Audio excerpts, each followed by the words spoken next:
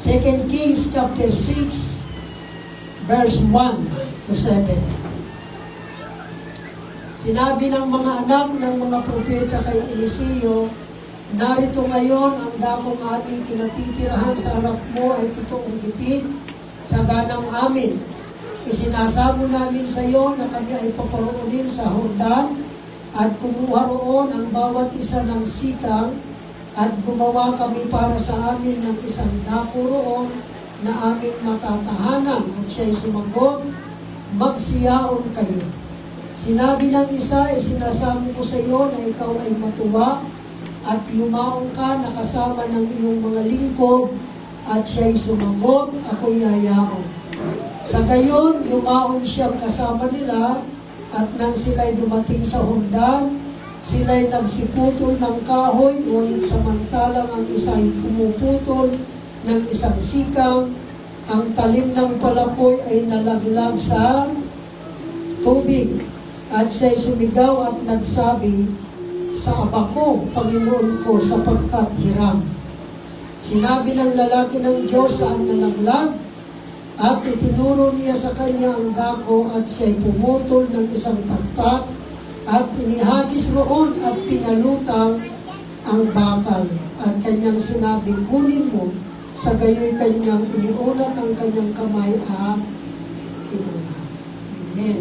So ngayon pong umaga, pag-usapan natin ang topic na ito. The floating axe head. Ang lumulutang na ulo ng palakoy. Dakilang Diyos, marami pong salamat. Purihin ka sa umagang ito. I-bless mo po kami. Gamitin mo ang iyong lingkod na maging daluyan ng mga biyaya at pagpapala. Panginoon, katagpuin mo po ang pangangailangan ng bawat isa at i-bless mo kami ng iyong mga salita. Pagpalain at palakasin mo kami ng iyong salita, Panginoon. So God be the glory in Jesus' name. Amen. Palakpakan natin ang ating Panginoon. Praise the Lord. Purihin po ang ating Panginoon. Sabihin mo sa iyong katabi, the floating axe head. Amen. God bless you. You'll be seated. Pagpalain tayo ng ating Panginoon. Malakas na palakpak sa ating Panginoon. Praise God. Nung si Elijah po ay malapit na kunin ng Panginoon. Amen. Sapagkat ito po yung yung ending ng ministry ni Elijah ay malapit na, kukunin na siya ng ating Panginoon. Yung kanyang apprentice, si Elisha, ay nag-request. Sabi ni Elisha, I pray thee, let a double portion of thy spirit be upon me. Grabe yung request ni Elisha, mga kapatid. Si Elijah po, grabe ang mga milagro at himala na ginawa. Ngayon, nung kukunin na ng Panginoon si Elijah, si Elias, sabi ni Elisha, pwede ba na ang double portion ng espiritu mo ay maibigay sa akin? Sabi ni Elijah, masyadong mahirap ang hinihiling mo. Pero kapag nakita mo ako na kinukuha ng Diyos, pag nakita mo ako na kinuha ng Diyos, matatanggap mo ang kahilingan. Amen. Ngayon, kinuha ng Diyos sa pamamagitan ng chariot of fire, itong si Elijah, at kitang-kita ni Elisha, mga kapatid. And then, nalaglag yung mantel, yung balabal ni Elijah, at nakuha ni Elisha. Ngayon, yung double portion na yon ng spirit, sabihin yung anointing siguro, o yung, kumbaga, kung ano yung mga ginawa ni Elijah ay maduble sa ministry ni Elisha. Iniisip ko kung nangyari ito, natupad ito. So, ni-research ko ang Bible, mga kapatid. Nakita ko na itong si Elijah, meron siyang 16 miracles. Itong si Elijah, 16 miracles. Si Elisha, nagkaroon siya ng 32 miracles na duble. yung miracle. At ang panghuling miracle, hindi lang nadubli, Brother John, nasubrahan pa yun. Yung huling miracle ni Elisha ay nung merong grupo ng mga tao na may pasan-pasan silang bangkay. Ngayon may mga kalaban na parang nakita sila, so sa takot nila, inihagis nila yung bangkay. Ay yung bangkay na napunta doon sa buto ni Elisha. Yung bangkay tumama sa buto ni Elisha. At alam niyo mga kapatid, yung buto ni Elisha na tinamaan, yung bangkay nabuhay. Amen. So yun yung pang 33. Practically, ang miracle, mga notable miracles ni Elijah, 8. Yung kilalang-kilala at talagang pamilyar. Amen. Famous miracle na nangyari sa ministry ni Elijah ay 8. At nung ni-research ko mga kapatid, yung famous, yung kilala mga kapatid, no? Notable miracle ni Elisha, umabot po sa 16. So, dubli pa rin, ano? Yung mga miracle na hindi nakasama yung mga hindi notable, 16. Yung kay Elisha, 22 plus yung miracle na nabuhay yung patay nung tumama sa buto. Praise God. Amen. Pero yung mga notable miracles, mga kapatid, kay Elijah 8, kay Elisha 16. At ang huling miracle na nangyari, mga kapatid, nung ang bangkay na ihagis at tumama sa buto ni Elisha ay nabuhay muli. Amen. Naniniwala po ako, mga kapatid, na kung paano ang dead bones ay kayang mag-perform ng miracle sa pamamagitan ng kapangyarihan ng Diyos, tayo pong mga buhay, kayang gamitin ng Diyos to perform miracle. Everybody say praise the Lord. Dahil pangako ng Diyos yan, this sign shall follow them that believe. In my name, you shall cast out devils. You shall lay hands on the sick, and they shall recover. Pangako ng Diyos yan. Pastor, bakit kung minsan may pinagpipray tayo hindi gumagaling? Alam nyo, nung natutunan isa sa lesson na natutunan namin sa conference, may due date. May due date yan. Pag panahon mo na, Sister Flo, na talagang gamitin ka ng Panginoon, yan na yung due date para sa iyo. Amen. Gagamitin ka ng ating Panginoon. Alam niyo, isa sa mga preacher namin doon, mga kapatid, siya po ay pastor sa United Nations. Meron pong lugar doon sa United Nations, parang ikailang palapag yun. Doon sila binigyan ng space para mag-conduct ng service. At alam niyo kung sino may umaten? Mga leader ng iba't ibang bansa. Nasa 60 plus na ang binautismo niya, mga high-ranking officials ng United Nations. In fact, mga kapatid, doon sa China, China, isa sa pinakamataas na official ng China, mag-asawa, binaptize po ni Reverend Art Wilson. Kaya ang gospel po, pasok na sa China. High-ranking official mo. Pinakita doon, mga kapatid, bawal lang kami mag-video. Amen. Maging sa Israel, yung mga matataas na opisyal, kausap niya, wini-witnessan ng Word of God. Nakikipag-ugnayan sa Israel po yan. United Nations, pinapagsalita siya doon. Ngayon, ambassador siya, ambassador of goodwill, mga kapatid. Amen. Yung mga sa religious sector, iba't ibang denomination, siya po ang namumuno ngayon. Kapatiran natin, United Pentecostal Church. At mayroong isang lugar na siya po i-request ng United Nations na pumunta sa isang village, mga kapatid, somewhere in Europe, mga kapatid, parang sa Poland o sa katabi ng Poland, di ko lang kung saan talaga yung sakto nila. Yung pinaka leader doon, Sister Glo, namatay.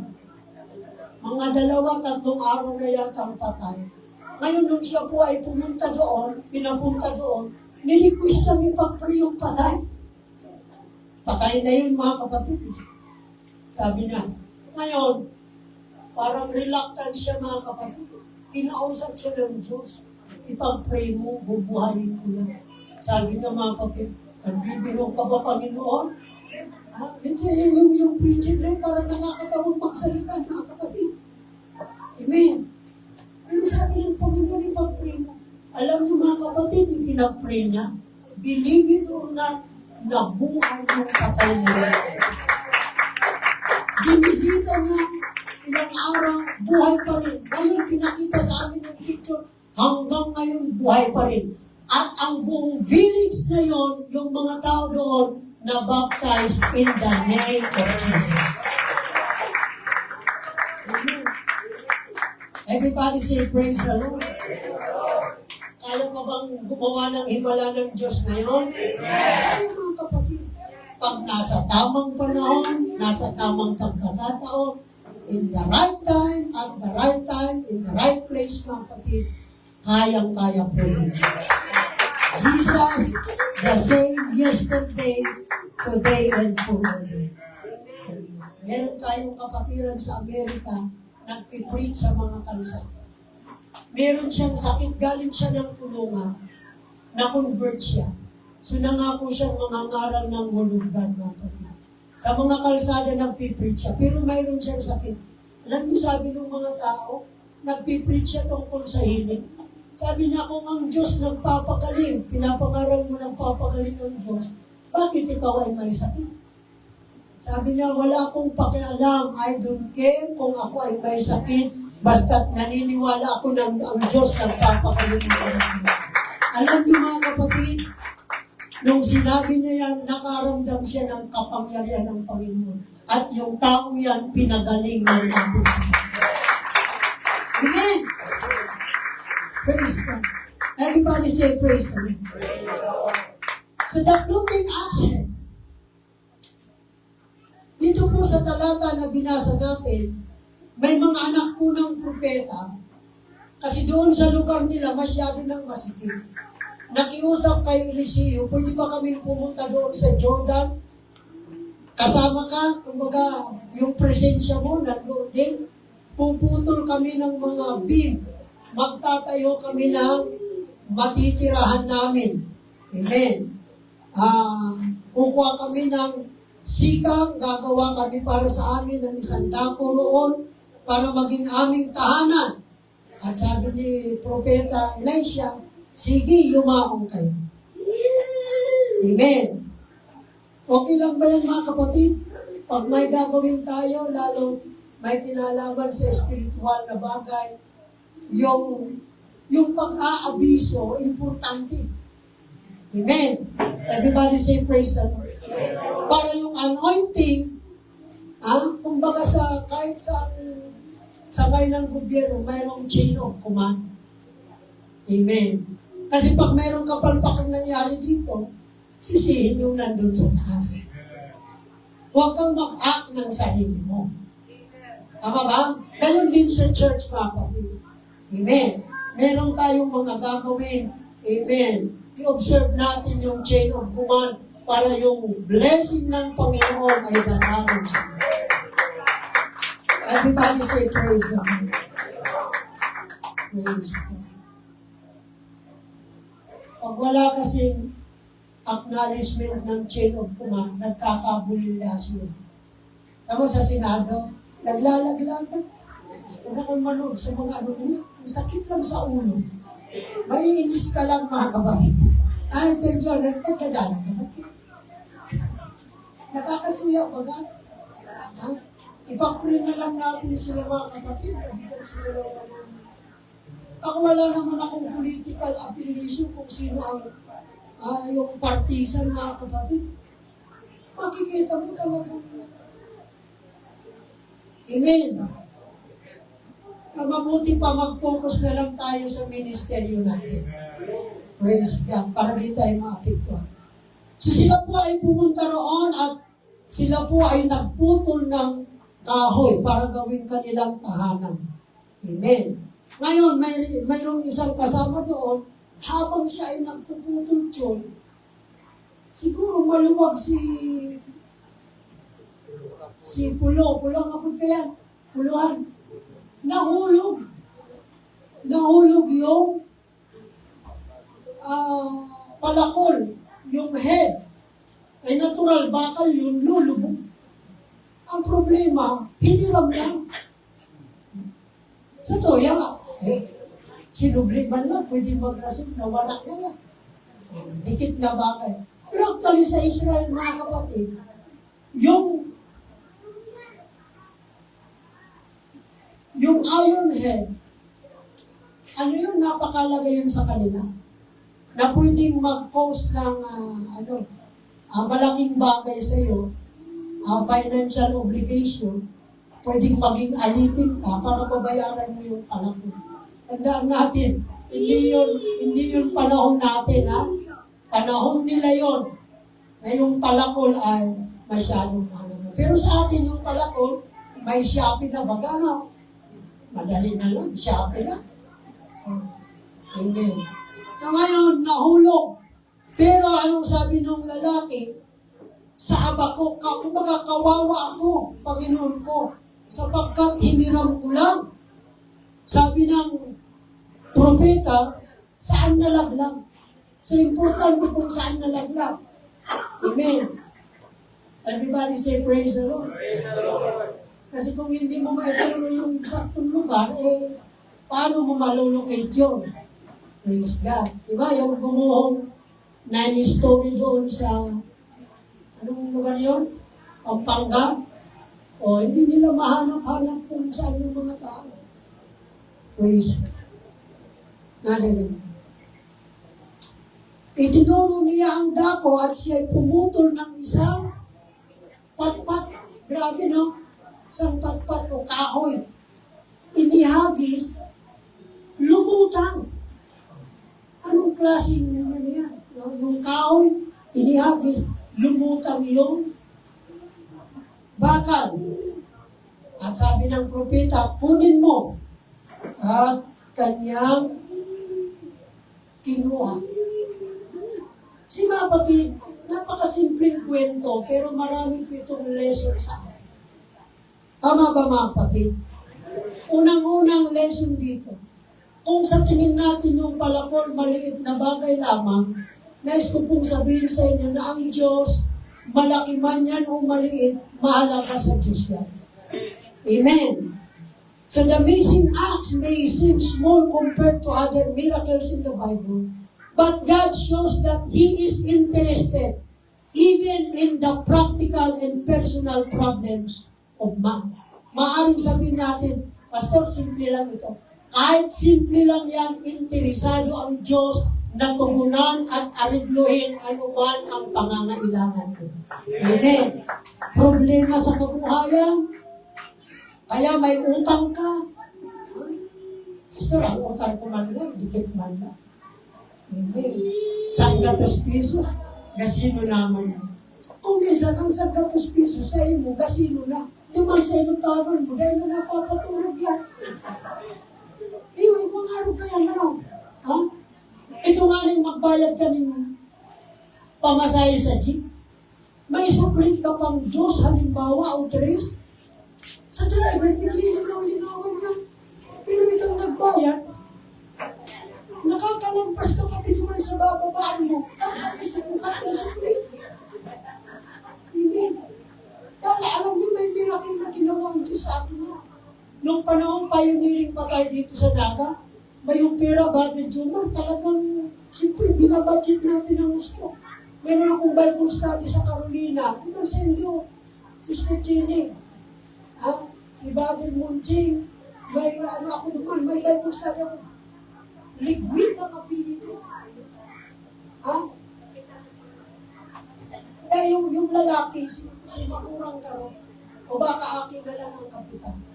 Ligwit o ligwit? Ligwit. Bible study ko yan. Tapos naman sa may pasto, naglalakaw ako kaumahan. At ang pagalpagan ang bitis ko paggawain sa aga. Pagkahapon, mababasa.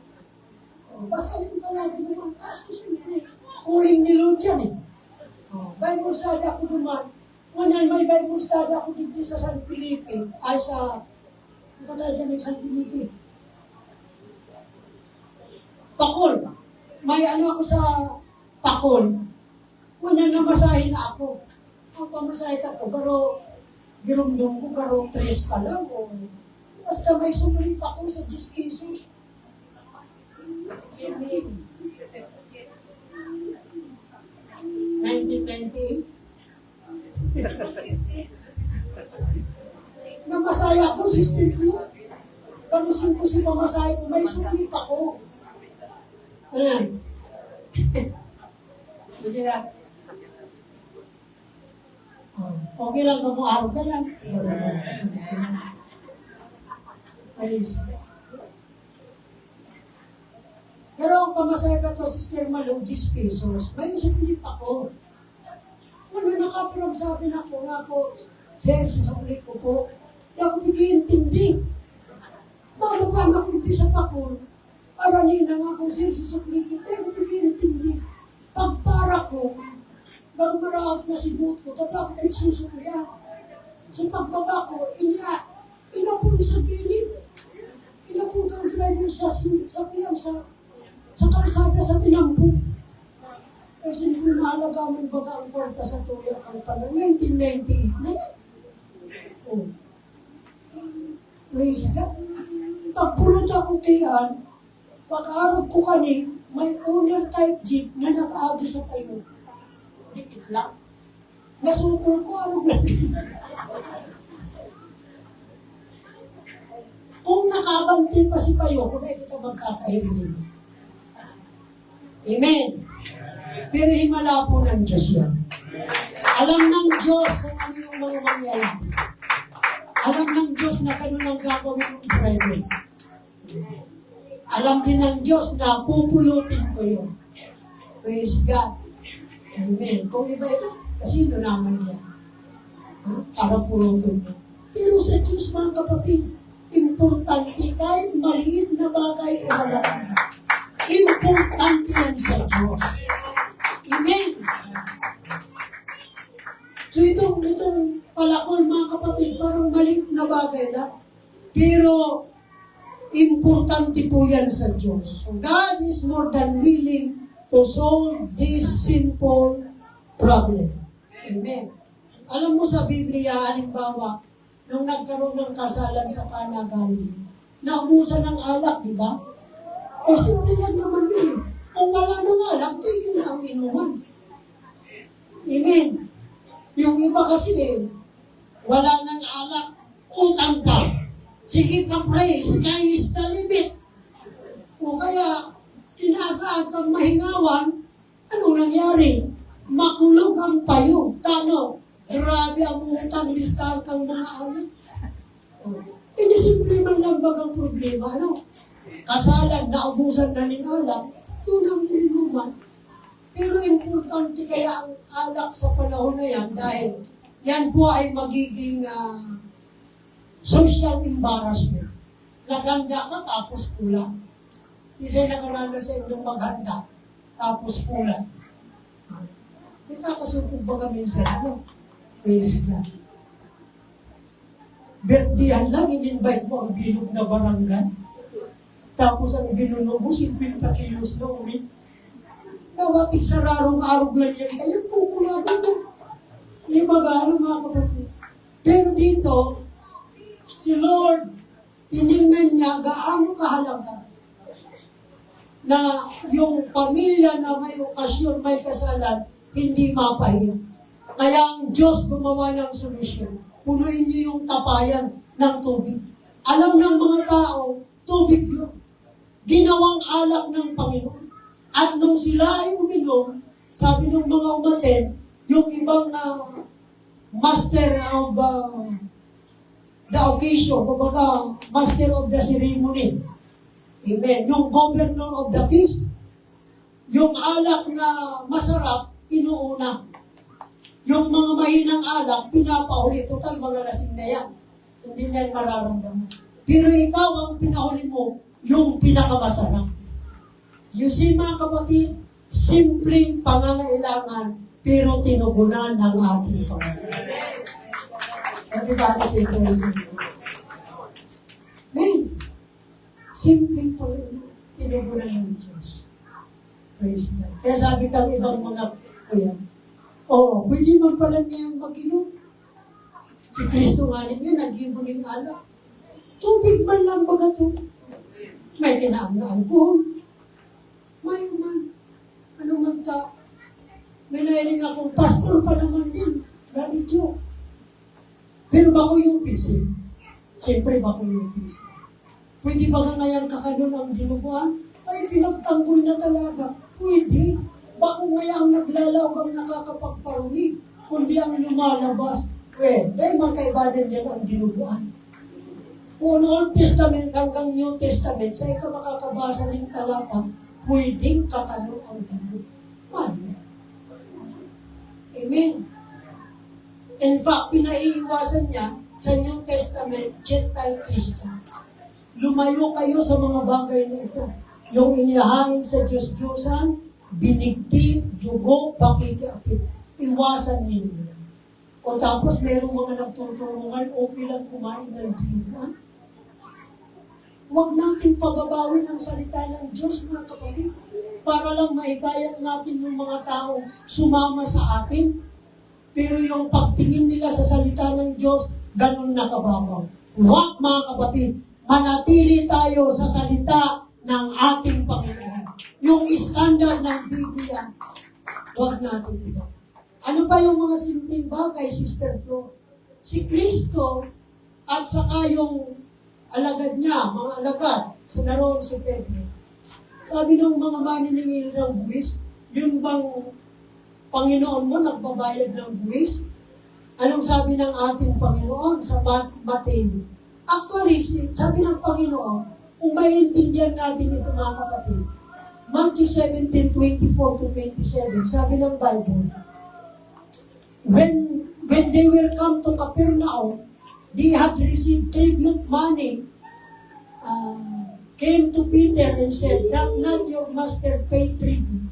Hindi ba ka ang iyong Panginoon ay nagbabayad ng buwis?" Sinabi niya, oo. And when he was come into the house, Jesus prevented him saying, "What thinkest thou, Simon?" Ano bang iniisip mo, Simon? "Of whom do the kings of the earth take custom or tribute? Of their own children or of stranger?" Kanino ba dapat magbayad ang hari sa lupa? Sa kanyang mga anak, sariling anak, o sa estranghero? Sumagot si Pedro sa estranghero. Sabi ng Panginoong Isus sa kanya, "Then are the children free?"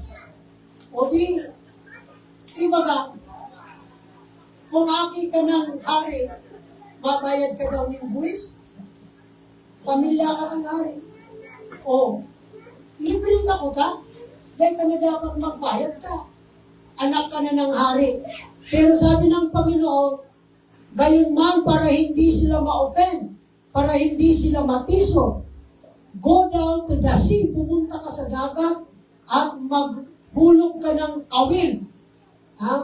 At kunin mo ang unang isda, at ang unang isda na lalabas, when thou hast opened his mouth, pag nabuksan mo na yung kanyang bibig, makakasumpong ka ng pera. Hindi, no? Doon sa bibig, mayroong pera. Bibig ng isda. Sa atin, isda mismo nagiging pera. Pero dyan, yung isda, mayroong pera, mga kapatid. Ibigay mo para sa akin at para sa iyo. Kita mo maliit na bagay, simpleng buwis. Hindi na dapat magbuwis si Kristo. Hindi na dapat magbuwis si Pedro dahil mga taga-kaharian na sila. Pero para wag matisod, nag-provide pa rin ang Diyos ng solusyon para hindi sila matisod, magbuwis tayo. Amen. Everybody say praise the Lord. Siya ang ating Diyos. Yung axe head na nahulog, pwedeng sa tingin natin maliit na bagay, pero kahit maliit na bagay yan, kayang solusyonan ng Diyos para masatisfy yung ating pangailangan. Amen. Pangalawa, ano man ang nawala sa atin, kayang ibalik ng Diyos. Yung palakol na hulog, natural na wala yun sa atin. Ang bakal, natural na lumulubo. Amen. Ngunit, nakita natin sa mga talata ng Biblia na ito po ay pinalutang ng Diyos. Bagay na imposible sa tao. Sabi ng 2 Kings chapter 6, verse 6, sinabi ng lalaki ng Diyos, saan nalaglag at itinuro niya sa kanya ang dako at siya'y pumutol ng isang patpat at inihagis doon at pinalutang ang bakal. Amen. Yung nawala, pinalutang, ibinalik. Ito po ay picture ng mga pagpapala na maaring nawala sa atin. Amen. Yung enthusiasm, mga kapatid, yung kasiglahan sa paglilingkod na nawala sa atin. Sino sa inyo ang minsan nakaranas na nawalan kayo ng gana sa paglilingkod sa Diyos? Amen. O kaya nawalan ka na ng pananampalataya. O kaya ay nasira ang iyong buhay o kaya relationship. Kaya po yan ibalik ng ating Panginoon. Amen. Halimbawa, yung nawawalang sigla sa pananampalataya. Ito po ay isang karanasan ng maraming lingkod ng Diyos sa Biblia. Actually, hindi lang kayo, maging kami nakakaranas kami ng kanya. Amen. Ito pong ganitong karanasan, hindi dapat paliwalain. Amen. At hindi rin ito nangangahulugang tapos na ang iyong relasyon sa Diyos. Paano ko malalaman, Pastor, na ako ay nawawalan ng sigla sa pananampalataya? Di ba, wawala ka ng ganang manalangin. Dati kung mag-pray ka, talagang iiyak ka. Mahaba ka kung mag-pray. Ngayon, pagluhod mo pa lang, parang yung 5 minuto, parang pakiramdam mo, 1 oras na. Ay, ano na yan? Sinyalis na yan. Hirap ka nang magbasa ng Biblia. Nasa tabi mo na ang Biblia, hindi mo mabuksan-buksan. Amen. Ano pa? Pupunta ka sa church, pero wala kang sigla. Para makita lang ni Pastor na nagsisigla ka. Praise God. Wala ka na rin burden sa kaluluwa. Hindi ka na makapag-share. Amen. Yung nakuha namin taxi, mga kapatid, pagdating namin sa Davao, ayaw kami isakay. Bus, hindi pa niya alam doon. Baka mawala tayo. Ako, mayroon namang base. Ha? Sabi nung taga-airport, magaling din sa Davao. Anong hindi alam? May address. Atid mo yan. Atid mo yan. Tapos nagmamanis ko parang walang gana. Ngayon, pininto-pintuan ko, mga kapatid. Siniring-siringan ko. Kumusta ba ka ako dito? Balita ko, baluarte ito ni Duterte. Punta na siya kay Duterte. Marami siya pinunta. Ay, hindi ako umimig. Praise God. Hindi ako umimig, mga kapatid. Ngayon, nung bumaba kami, hindi na kami siya. Yung mga taga-Davao, hindi pa ganun magulan. Sa Metro Manila ka. Ngayon, pagsakay pa lang namin, boss, naka-metro ka ba? Ay, hindi, naka-fix na kami. Magkano? 550. Naku, boss, kung naka-metro kayo, wala pang 300. Eh, fix na kami sila. Wala tayong magawa eh. Wala nga namang bumaba tayo. Pagdating doon, naka-metro sila. Eh, nasa 200 plus na. Ginagdagan namin, tuwang-tuwa siya. Sino sa sunod, tawagan mo ako pag-uwi. Siya pa rin yung tinawagan namin. Nasiran ko siya ng hulugan. Dati siyang nagsimba kay Apollo Kibuloy, pero pinaliwanag ko na. Si Apollo Kibuloy dati galing sa amin. So nagkaroon lang ng hiwalay, tapos nagtayo ng kingdom. Ang hindi ko lang gusto ako kay Tibo doon, yung inaangkin niya na hindi ka maliligtas kung hindi ka dadaan sa kanya. Ako sa Biblia, ang totoo, lahat tayo makasalanan. Para maligtas tayo, Acts 2:38, ayun talaga silang tama. Hanapin mo ako ang United Pentecostal Church. Sa Agdaw, mayroon ka po tayo. Agdaw, mayroon tayo. Abala na si Lord na magpatuloy ng salita sa puso niya. Amen. Basta sa atin ang trabaho natin, magtanim lang tayo ng magtanim. Magtanim ng magtanim. Hindi mo naman alam kung alin yung sa tinanim mo ang tutubo, di ba? Amen.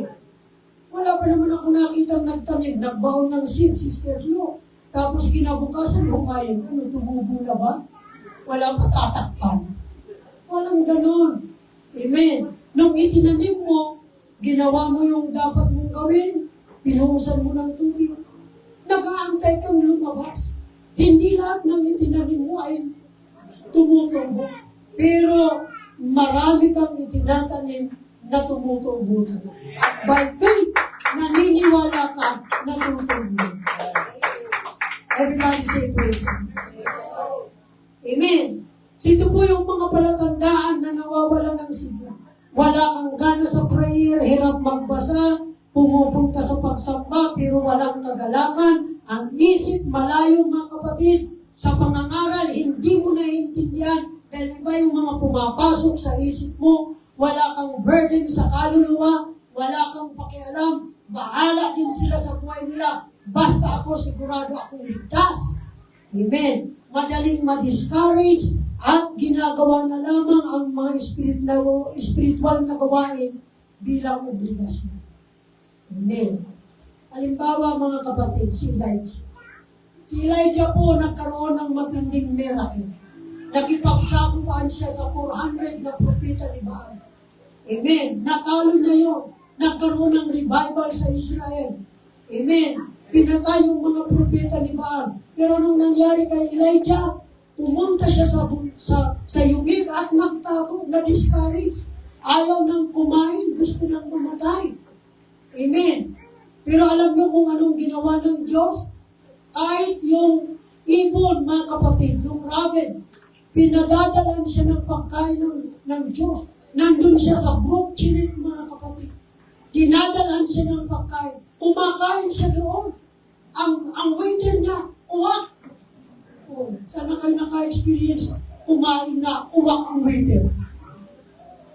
Eh ngayon, meron pa, anghel naman ang nagdadala ng pagkain sa kanya. You see mga kapatid, kung makikita natin ang ginawa ng Diyos kay Elijah, dahil napagod siya mga kapatid. Marami siyang ginawa, maraming revival. May revival na nangyari. Marami siyang hinarap. Pero alam mo ang tao, kahit lingkod ka ng Diyos, nakakaranas po yan ng pagod. So anong ginawa ng Diyos? Pinapagpahinga siya, pinakain siya, inausap siya ng Diyos. Amen. At binigyan siya ng bagong mission. Yan ang dapat sa atin mga kapatid. Kung minsan kailangan natin magpahinga, pero hindi literal na magpahinga mga kapatid. Magpahinga tayo sa presensya ng ating Panginoon. Sabi ng Bible, sino man sa inyo'y nauuhaw, sino man sa inyo'y nagugutom, lumapit sa akin. Come unto me, all ye who are weary and are heavy laden, and I will give you rest. Yung Holy Ghost, mga kapatid, nandyan ang tunay na kapahinga. The kingdom of God is not meat and drink, but righteousness, peace, and joy in God. May kapayapaan sa Espiritu ng ating Panginoon. May kapahingahan sa Espiritu ng ating Panginoon. Pinapakain ng Diyos si Elijah. O si Elijah. Ang nagsiserve sa kanya, uwak. Ang nagsiserve sa kanya, anghel. So minsan kailangan, hindi lang minsan. Alam niyo ang solusyon sa panglulupay-pay natin, lagi tayong kumain ng salita ng ating Panginoon. Amen. Lagi tayong makipag-usap sa Diyos. Alam niyo mga kapatid, right after ng preaching ng Art Wilson, tanghali. Habang sinishare niya yung mga nangyayari sa ministry niya, sipin mo nakapasok siya sa United Nations, mga kapatid. Grabe! Ang mga nakikinig sa kanya, hindi basta-basta mga tao. Mga hari, mga presidente, mga high-ranking officials. Ano bang lugar ang may mga Buddhist church? Mga Buddhist. Ngayon, pumunta siya doon, na-request siya pumunta doon, dahil wala pong nababaptize in Jesus' name. So, nung tinignan niya, meron doong napakalaking estatwa ng Buddhist. Napakalaking estatwa. Yun yung, doon, yung umahad lang doon na espiritu. Ngayon, nag-research siya. Nung na-research ng mga kapatid, pinatawag niya yung mga matataas na opisyal doon sa bansa na yun. At inilatag niya sa harapan niya. Ito yung problema sa ito. Mayroon siyang research na yung kanilang pananampalataya may nawawalang dokumento. Nung inilabas na yun, nung dokumento na yun, nagtuturo patungkol sa ating Panginoong Kristo. Alam niyo kung anong nangyari mga kapatid? Pagkatapos nun, sila po ay nag-Bible study, marami pong mga Buddhist ang nabaptize in Jesus. Pinakita mo, pinalpis mo, mga matataas na opisyal ng bansa na yun. Grabe. Alam niyo mga kapatid, nung altar ko, umiiyak ako. Sabi, ang daming binibigay sa akin ng Panginoon na gagawin natin mga kapatid. Nag-worship ako, umiiyak ako, sabi ko, Panginoon, gagawin po namin.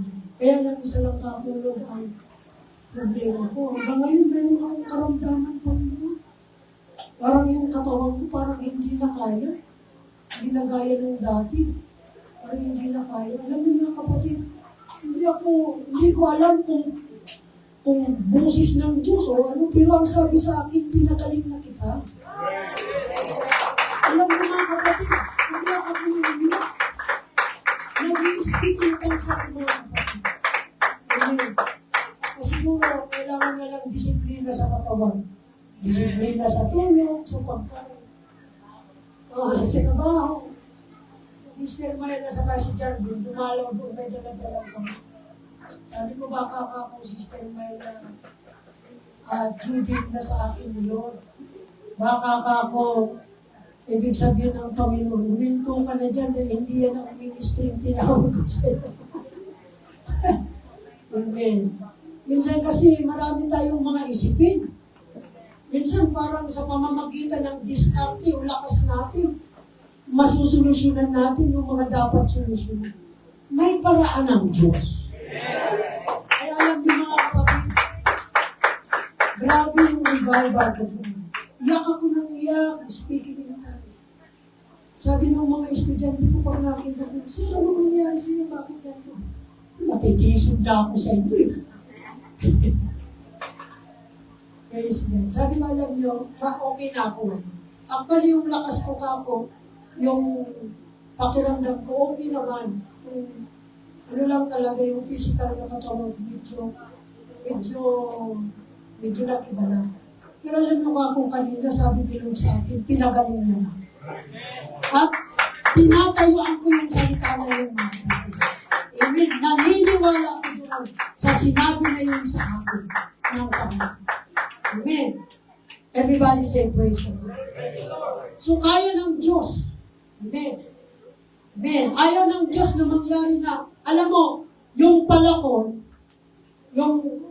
hindi mo pwedeng paghiwalayin yun eh. Yung blade, yung axe head, alam mo namang walang hawakan. Sino nagpalakon sa inyo na accent lang? At hindi rin naman pwedeng hawakan lang. Hawak ko ang handle. Yun, di dapat ang nasa isip mo. Hindi, totoo yung mga kapatid. Yung ulo ng palakon, nagre-represent sa talim at bisa nito. Yung effectivity nandoon sa blade.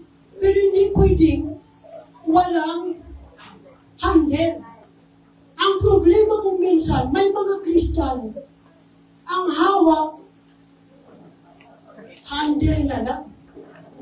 Wala na yung axle, wala na yung talim, wala na yung bisa. Kumbaga, nasa simbahan ka pa naman. Pero parang pakiramdam mo wala ka doon. Yung physical mo na lang nandoon. Umaawit ka. Amen. Dumadalo. Ngunit ang talim ay lumubog na. Wala nang apoy, wala nang passion, wala nang sigla. Ano na lang ang hawak mo? Hawak mo ang handle. Wala na yung talim, wala na yung bisa. Praise God. Ang good news, mga kapatid. Amen.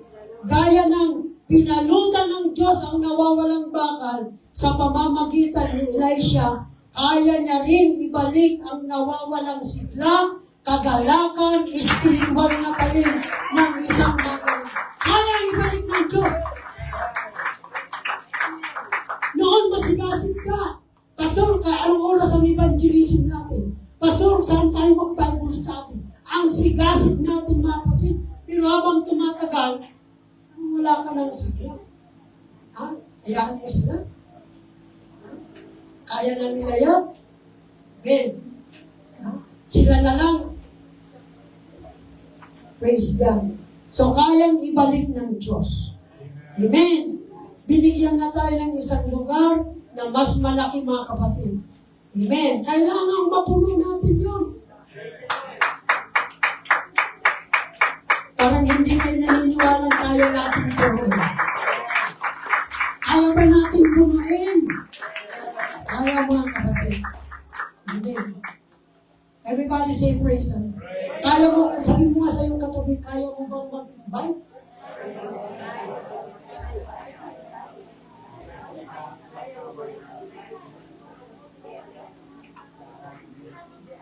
Kayang ibalik ng Diyos ang sigla.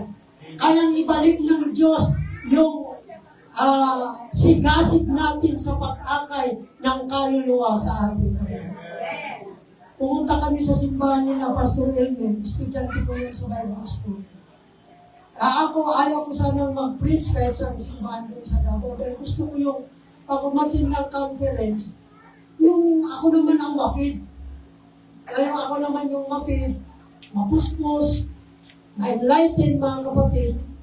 Kaso paglabas ko, inaabangan na pala ako ni Lily. Sir, talagang pinangako namin yan sa Panginoon. Hindi kami mag-i-invite ng iba. Ikaw ang unang i-invite namin. Meron ng evangelist na naka-schedule sa amin, pero tinanggihan namin. Ikaw ang i-invite namin, sir. Matanggihan mo ba yan? Kami salita ko. Ang layo sa Panabo City, mga kapatid. Ay ano, yung katabi ng Panabo, ano yun? Katabing bayan ng Panabo. Carmen. Carmen Davao. Yung kami. Tapos mag-tricycle ka pa. Ang nakakatuwa sa testimony nila, mga kapatid, alam nyo nga. Noong una kami mapunta doon kay Elmer sa Panabo, maawa ka sa kanila. Grabing hirap ang dinaanan. Grabing hirap, mga kapatid. Halos wala na silang makain. Pati kapatid na, hindi siya tinutulungan, mga kapatid. Talagang hirap. 6 na taon. Gusto na nilang umalis doon. Nung hirap na naranasan nila dito sa Bicol noon, ganun din ang naranasan nila sa Davao, mga kapatid. Sabi niya, sir, gusto na namin umuwi. Surrender na kami. Amen. Pero kinausap kami ng Diyos. Alam mo yung ginawa nila, mga kapatid? Nag-prayer and fasting sila ng 7 days. O nag-prayer and fasting. Alam niyo kung anong nangyari? Meron isang kongregasyon, iniwanan ng pastor. Merong hindi magandang nangyari. Malis yung pastor, pumunta sa malayong lugar. Ngayon, yung simbahan na yun, for 2 years wala silang pastor. For 2 years wala silang pastor. Pero hindi sila nawala. Nagtitipon sila. Yung sumundo sa amin, yun yung isa sa mga naging ano doon. Nag-ano kami, sir, kung ano lang yung Word of God, sa bahay-bahay, yun ang ginagawa nila. Yung simbahan, mga kapatid, hindi na sila nagpipiriship doon, napabayaan na po 2 years. Sa mga bahay-bahay na lang sila. So, noong time na yon, arkilahin nila Pastor Elmer yung simbahan. Kaya naglinis sila doon eh. Kung makita nyo sa video nila, naglinis sila. Dahil arkilahin nila para sa gawain. Thanksgiving nila. Kaya ang membro nila o ang kapatiran, isang pamilya na lang, namatay pa yung isa. Pero mag-Thanksgiving sila. Alam niyo yung mga kapatiran na yun na hindi natin ka-fellowship, independent sila. Nagkaisa sila. Ba't pa natin parkilahan mo? Huwag na natin parkilahan. Amen. At dumalo sila sa gawain. Alam niyo mga kapatid, kinausap sila ng Diyos na yung mag-asawa na yun, yun ang magiging pastor. Ngayon, sila ang pinagpapasto na ng mga. Sino kapatid? Prayer. Iwala sa Diyos. Sa mga panahong discourage ka na, lubog ka na, yung accent lumubog na, kaya pang palutarin ng Diyos. Kaya pang palutarin ng Diyos. Amen. Everybody say praise the Lord. Pastor, lubog na ako sa utang. Kaya pang palutarin ng utang ko. Kaya pang iahong ka ng Diyos. Meron kaming binagtay sa Manila, mga kapatid. Worker pa ako doon sa kanila. Negosyante siya. Manager siya ni Sister Ludi. Boss siya ni Sister Ludi. Milyonarya, mga kapatid. Pero bumagsak, lumubog ang negosyo. Nagkalugi-lugi. Ay nasisira ng Word of God. Doon sa panahon na wala na siyang magawa, saka siya pumunta sa church. Nag-decide magpabaptize. Binaptize ni Pastor Nomer. Nandun ako. Kina-counsel ni Pastor Nomer.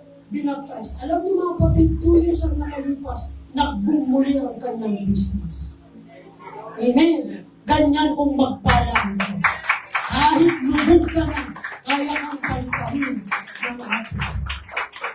Pangatlo mga kapatid, sabi nung lalaki, sa abak ko sapagkat hiram ko lang. Amen. Ang lalaki yon ay nalungkot dahil hiniram niya lang yung palako. So ito po ay nagpapakita ng kanyang katapatan at responsibility. Yung mga taong kapag nanghiram, kung hindi mo pa ipaalala, hindi na binabalik. O, since nakaranas ka yan. Nalingaw ka na. Since ito sinagsubli sa ko. May mga taong nagsusubli, sinasarili. Si kaldiro mo, si kawali mo, tutudan, naalala, nagirunduman mo lang, kang makutud ka na. Yan, saan pa lang si kutudan ka? Ikikirundum mo kung siya. 2 taon na. Ha? Nagirunduman mo, isip mo yun pa lang sinagsuli ka to. Kang magawa mo si kutudan, umpol na. Arog na kayang kahalon. Nalilingaw na. Pero yung lalaki kang nahulog yung accent, sa aba ko, sa pagkatiram ko lang. Tapat siya. Responsable siya, mga kapatid. Amen. Praise God. Pinagkatiwalaan. Alam niyo po ba na ang Diyos pinagkatiwalaan tayo? Amen. Maaring ang ipinagkatiwala sa iyo, Brother John, ay ministry. Sister Malo, ang pinagkatiwala sa iyo, ministry. Sister Eden, Abigail. Sino pa ang mga pinagkatiwalaan ng ministry? Kapag pinagkatiwalaan tayo ng ministry, maging responsable. Amen! Maaring talento ang pinagkatiwala sa 1 Peter 4:10, ang bawat isa ayon sa kanyang tinanggap na kaloob, ipangasiwa sa iba. Huwag niyong sarilinin, huwag niyong itago. Di ba mayroong pinagkatiwala ng 1 talento, 5 talento, 10 talento, yung 10 ay pinangalakan, yung 5 ay pinangalakan, yung 1 ay binaon. Anong ibig sabihin? Yung talentong binigay sa iyo, maging responsable ka. Dahil kapag ginampanan mo yan, ang magbibigay naman ng reward sa atin ay hindi si pastor, kundi ang Diyos na nakikita ang iyong ginagawa. Yung pamilya natin, nagkatiwala sa atin. Tama ba? Sino dito may mga pamilya? Maging responsable tayo. Tama ba? Hindi dapat responsable. Ngayon, kung minsan hindi tayo maintindihan ng mga anak natin. Tama ba? Minsan naging stricto tayo sa stricto. Minsan, grabing payo natin. Bakit tayo nagpapayo ng gano'n? Kasi, lumanda tayo sa gano'n. Ayaw na natin nilang maranasan kung ano man na meron tayong naranasan. At kung meron man tayong pinapayong magaganda sa kanila, para sa kanila yung kung minsan pakiramdam ng mga anak natin, parang sinasakal mo, hindi tayo sinasakal. Amen. Everybody say praise the Lord. Hindi tayo sinasakal. Mayroong babala ang Biblia, di ba? Ngunit kung ang sino man ay hindi nangangalaga sa kanyang sariling mga kamag-anak, lalo sa kanyang sariling sambahayan, ay tumanggi siya sa pananampalataya. Amen. Kapag hindi natin inalaga ng ating pamilya, parang tinanggihan na natin ang pananampalataya. Everybody say praise the Lord. Si Pablo, iningatan niya ang kanyang ministeryo. Si Timothy, iningatan niya ang kanyang ministeryo. Sino yung mga nagpabaya sa kanilang ministeryo? Si Samson. Overconfident. Kaya ko yan. Hindi niya alam na ibigay niya niya yung pinakasikreto. Ayun, nabulang siya mga kapatid. O di ba? Nawala yung lakas niya. Amen. Buti na lang ang Diyos, God of the second chance, mga kapatid. Binigyan siya ng pagkakataon. Sino pa? Si Judas. Napakasila ng kanyang trabaho. Treasurer. Pira. Pero anong ginawa ni Judas? Inukupitan ang dalagyan. Everybody say praise the Lord. Ang dalawang point na lang. Nung nalaglag yung ulo ng palakong, anong ginawa ng propeta? Kumuha ng kahoy. Tapos, inihagis, samantalang yung kahoy ay lumubog, lumitaw naman yung palakong. Ang typology hindi perfect, pero gusto ko pong sabihin sa inyo, ito po ay maaaring pwede natin gamitin na picture ng cross ng ating Panginoon. Doon sa cross na kahoy, doon ipinako ang ating Panginoon. Para ano, pastor? Yung mga taong lubog sa kasalanan, yung mga taong lubog sa problema, ay kayang palutangin ng ating Panginoon. Everybody say praise the Lord. So many preachers see this as a symbol of the cross of Christ. The heavy iron floated because of the wood. The sinful man who is sunk in sin is given hope through the cross. Sa pamamagitan ng cross ng ating Panginoon. Amen. Meron po tayong pag-asa. Sabi ng Biblia, mga kapatid. Amen. Yung cross. Everybody say cross. Sa pamamagitan ng cross, nagkaroon tayo ng kapatawaran sa ating kasalanan. Kahit gaano katindi ang kasalanan, tinatawag ka ng ating. So the preaching of the cross, sa paningin ng mga tao, ito ay foolishness. Pero sa paningin ng Diyos, kapangyarihan ito para sa atin, para tayo ay maligtas. And lastly, mga kapatid, ang Diyos natin ay Diyos ng imposible. Tama ba? Yung bakal, natural yung joy na lulubog sa tubig. Yung ngang karayong lang lulubog talaga yung sa tubig. Amen. Mabigat yung bakal. Imposibleng lumutang. Amen. Kahit subukan natin ngayon, kahit hindi lang palakong, kahit kutsilo lang, may drum dyan, punuin natin ng tubig. Ilagay natin yung kutsilo. Yung makakapagpalutang, mag-aambon Ambak-ambak tayo mga kapatid, tig-1,000 kung magkano ang makuha dyan. Ibibigay natin sa mga pagpalutan ng kutsilo. Kaya kayo? Ha? Ano ang plastic? Yan ang huwag natin gagawin sa church, yung plastic. Arang tinamaan ako noon nung mag-preach sa atin si Pastor noon. Ganda niya ng bulaklak mo. Kaya lang, plastic. Ayan ang huwag nang gagawin sa church. Magpakatotoo tayo, huwag maging plastic. Hirap maging plastic. Amen? Magpakatotoo tayo. Ang hirap niya. Tama ba?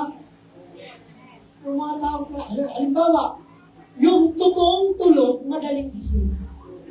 Pero yung nagtutulog-tulogan,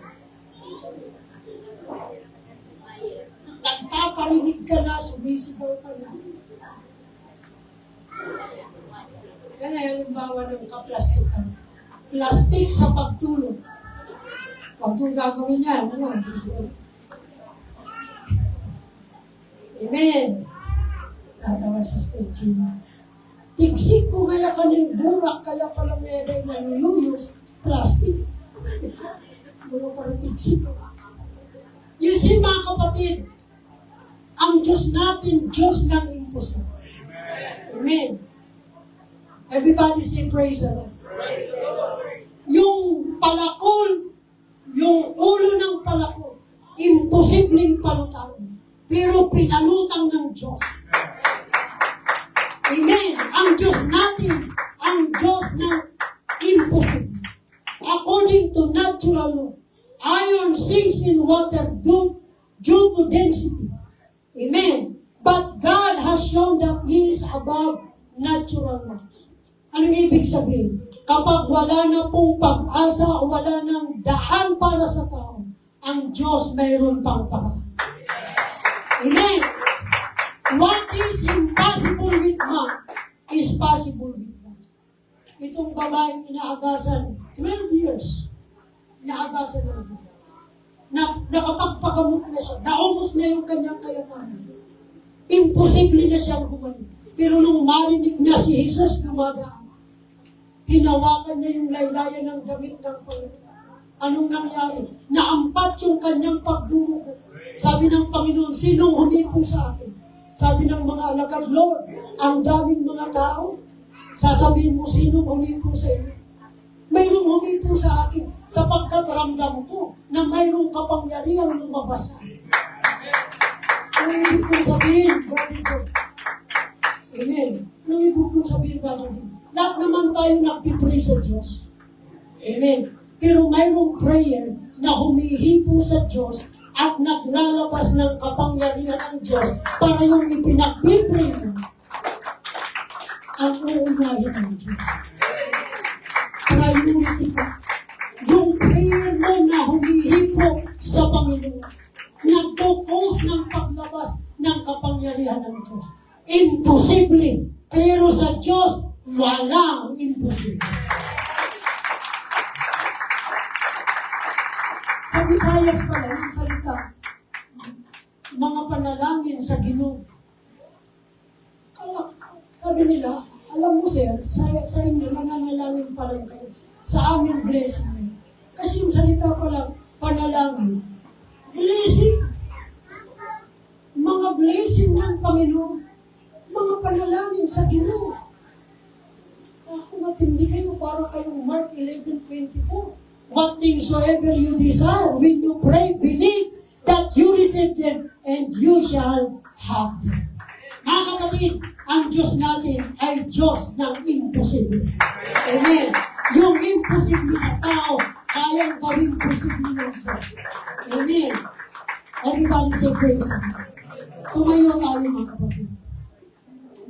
Amen. The floating action.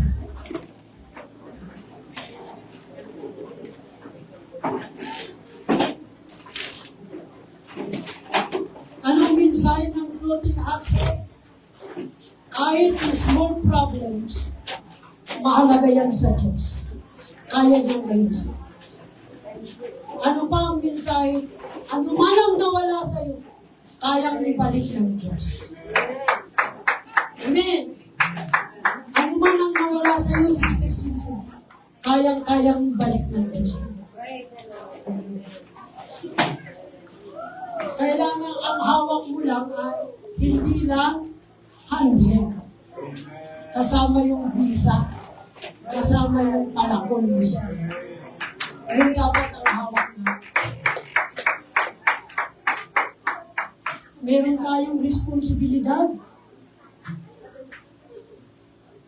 Amen. Maging accountable po tayo. Yung kahoy na ginamit ni Elisha, ito po ay picture, larawan ng cross ng ating Panginoon. Na kaya kang palitawin sa lubog mong kalagayan. Lubog ka sa kasalanan, kaya kang palitawin ng ating Panginoon. And finally, ang Diyos natin, God, our God, is a God of the impossible. Kung imposible na sa iyo, posible pa po yun sa atin. Israel in the wilderness, mga kapatid. Kung makikita nyo, for 40 years, hindi sila pinabayaan. Ang daming himala, ang daming milagro, hindi sila pinabayaan. Kanya ng Diyos na. Our God is a miracle working God. Our God is the God who impossible. Our God, walang salita pwedeng gamitin para describe ang Diyos. May isang salita na ginagamit ang mga mananampalataya. God is an awesome God. He is awesome. Praise God. I was blessed, mga kapatid, nung kami po ay pumunta sa General Conference. Bumalik. Amen. Yung init, puso, mga kapatid, sa pag-ibig. Although, meron akong pinagdaanan naman ngayon. Amen.